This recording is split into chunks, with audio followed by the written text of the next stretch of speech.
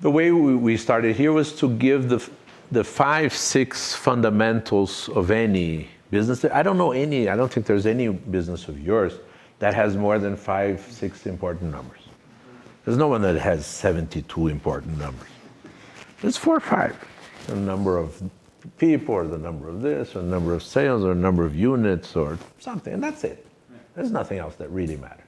No? And so we go through the process of sitting with people and saying, here's what really matters in the hotel business. Occupancy, costs, okay, go. And then we explain each one a little bit and so forth. So by starting with the basics, that now they have the same comprehension as us of everything that matters. Everything that's below that starts becoming tribal. It's very anthropological in the companies. No? The marketing tribes, the finance tribes. They talk in different tribal languages, right? If I dare you, anybody here, to take a balance sheet, published balance sheet, and we talk about open information, published balance sheet, which I give to you, and to tell me what that company's payroll is. I can give a 300-page report, annual report. You cannot tell me what the payroll of that company is. Because part of it is in one line, part of it is variable cost, part of it is in there, part of it is deferred to the future, part of it is paying the past. I have no idea.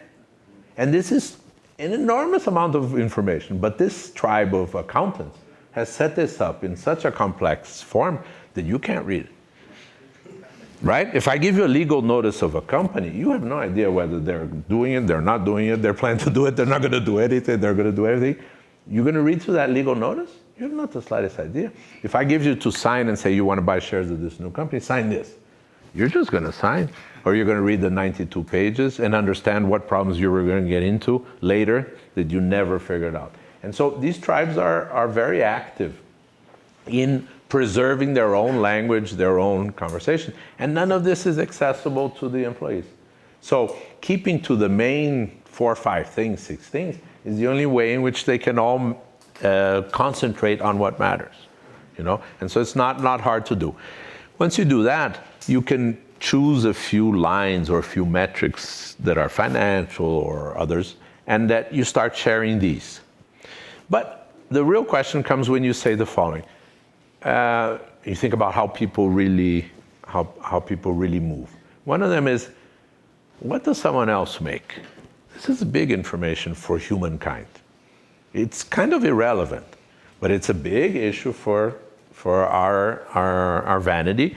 And you've seen this so many times, the studies which say that somebody would rather make 10% more than their neighbor than to make 30%, which is 10% less than their neighbor.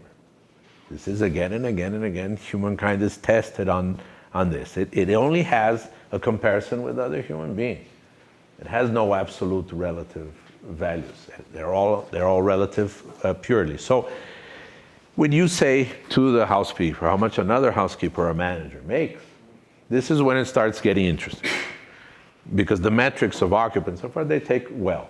But they don't take that well the issue of, well, wait a second, I work harder than that person, why am I making less?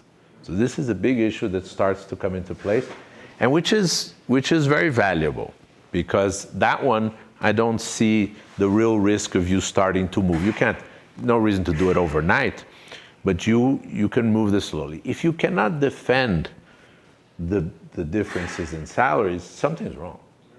Because there's no reason for someone not to make 100 times more. You just have to be able to explain it. They make 100 times more because if you want to go and do what the person does, you also make 100 times more.